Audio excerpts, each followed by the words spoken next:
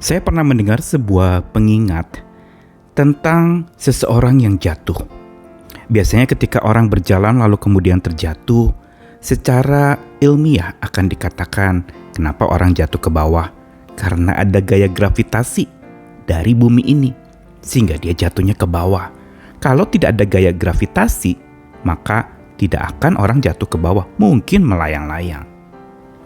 Namun dari kata gravitasi itu, seorang mencoba menggali dengan mengatakan gravitasi kedengarannya memang berasal dari kata grave, yang berarti sama dengan sebuah makna pemakaman. Graveyard, tanah pemakaman.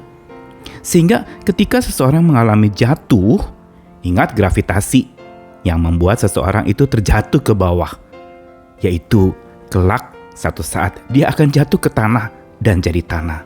Dia akan dimakamkan. Pengingatan ini sungguh sangat dalam, memberi inspirasi kepada setiap kita yang pernah mengalami kejatuhan dan keterpurukan. Mungkin saat jatuh, kita mengap-mengap minta pertolongan. Saat jatuh mungkin kita protes dan marah-marah kenapa saya bisa jatuh.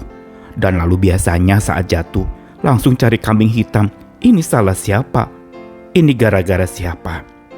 Berbagai macam hal orang protes atau reaksi terhadap kejatuhan yang sungguh berlainan. Namun dari sudut pandang iman percaya kita kepada Tuhan, kita harus ingat bahwa peristiwa kenaikan Yesus ke surga justru itu melawan hukum alam yang diciptakan Allah sendiri, yaitu melawan hukum gravitasi.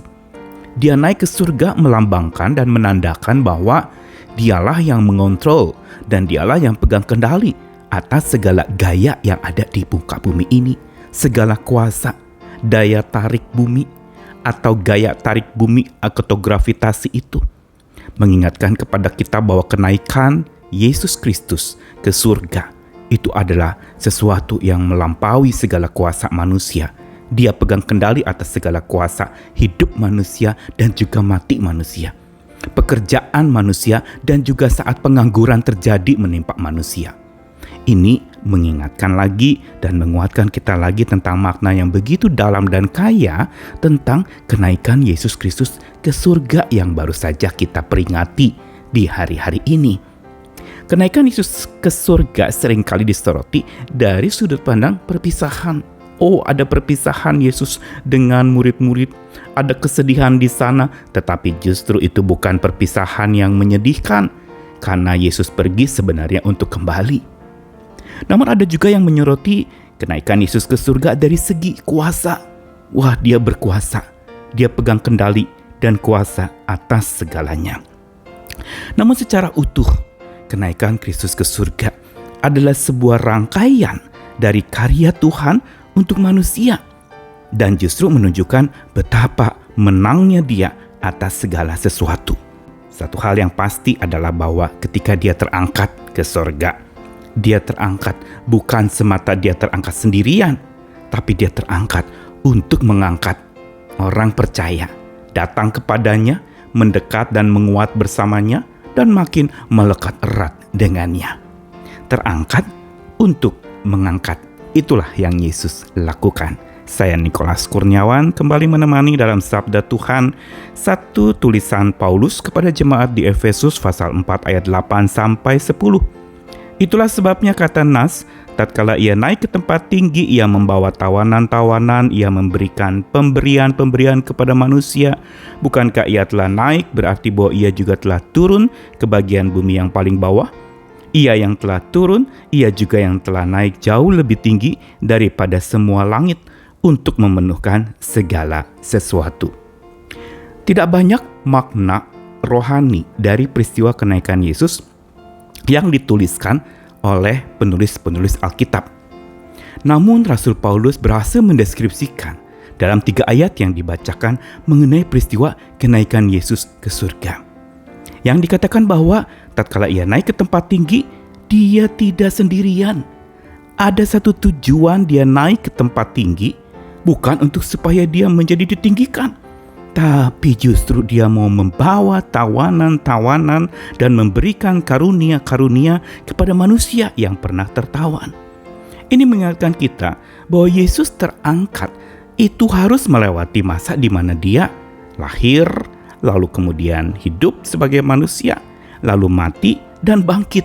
Setelah itu baru dia terangkat. Sebuah hal yang memang tidak terjadi serta-merta. Sebagai contoh, dia demonstrasi kuasa. Tetapi dia naik ke tempat tinggi setelah melalui masa dia direndahkan sehabis-habisnya, sehancur-hancurnya. Dia pernah mangkat, lalu dia terangkat dan berangkat. Namun juga tidak berhenti di situ. Keberangkatannya bukan sekedar sebuah perpisahan dan tidak bertanggung jawab memelihara umatnya atau pilihannya. Tetapi dia naik ke tempat tinggi, dia bawa tawanan-tawanan. Siapa tawanan-tawanan ini? Kita yang pernah hidup sekarat. Kita yang tertawan oleh dosa. Kita yang tertawan oleh berbagai macam pergumulan dan masalah-masalah hidup kita.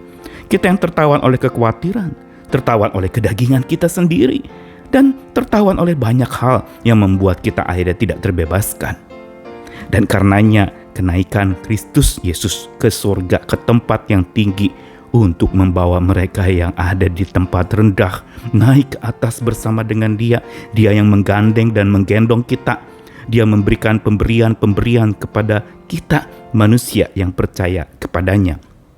Dan ketika Ia telah naik, Ia juga telah dan pernah turun ke bagian bumi yang paling bawah. Ini menandakan kepada kita bahwa kenaikannya adalah sesuatu bagian dari karya yang lengkap dari Tuhan kita kepada orang yang percaya. Yaitu bahwa Dia bukan saja pernah mangkat, pernah mati, lalu terangkat dan berangkat, tetapi ini merupakan bagian dari sebuah perintisan. Saat Dia naik ke surga, Dia bangun jembatan antara bumi dengan surga. Dia yang naik pertama kali terlebih dulu untuk supaya kelak semua orang yang percaya bisa melewati jembatan kenaikannya. Jembatan kenaikan dari bumi menuju ke sorga. Dan kita akan dibawa juga ke sorga, terangkat dan berangkat. Karena kita diangkat oleh Tuhan kita. Kita yang pernah sekarat, Tuhan mau ubah kita dan angkat kita jadi kuat. Kita yang pernah tidak berdaya, Dia angkat kita agar kita selamat dan diberi daya, kekuatan lagi. Dan ujungnya adalah ketika kita diajak berangkat dan diangkat oleh Tuhan kita, maka itu adalah undangan untuk kita merekat lebih dekat lagi dengan Tuhan, berjumpa dengan Tuhan kita, Allah Bapa Pencipta. Ini merupakan sebuah rangkaian yang membuat kita harusnya saat dimana kita terpuruk, saat dimana kita mengalami masa sekarat, saat itulah kita harus datang kepada Dia yang sudah terangkat. Karena Dia terangkat untuk mengangkat kita yang sedang berbeban berat. Dia terangkat untuk mengangkat kita yang sedang terkulai lemas, untuk bangkit penuh dengan damai dan melakukan karya Allah yang makin luas lagi. Kita pernah lemas, tapi Tuhan mau ubah kita lakukan karya yang luas bersama dengan gerakan cintanya. Jembatan dari bumi ke surga sudah terbangun, dirintis dan dimulai, diresmikan oleh kenaikan Kristus Yesus ke sorga, supaya kelak kita yang dari bumi bisa menuju ke sana, melewati jembatan yang sama, diangkat oleh Tuhan kita. Hari ini bawa segala beban beratmu, segala pergumulanmu. Mungkin engkau sedang bergumul dengan masalah kehilangan pekerjaan atau mencari pekerjaan sulit hari ini, menjadi pengangguran yang sudah lama gak dapat pekerjaan.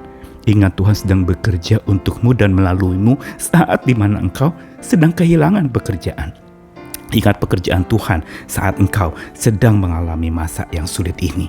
Dan ingat kekuatan Tuhan yang terus mengangkat kita dan tidak biarkan kita terpuruk, jatuh terjerembab, tidak berdaya.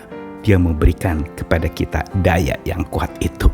Selamat mengenang-enang akan kenaikan Kristus Yesus ke surga, dan selamat kita terus memegang janjinya. Aku akan datang kembali menjemputmu, dan aku sediakan tempat di sorga bersama dengan aku dalam kekekalan.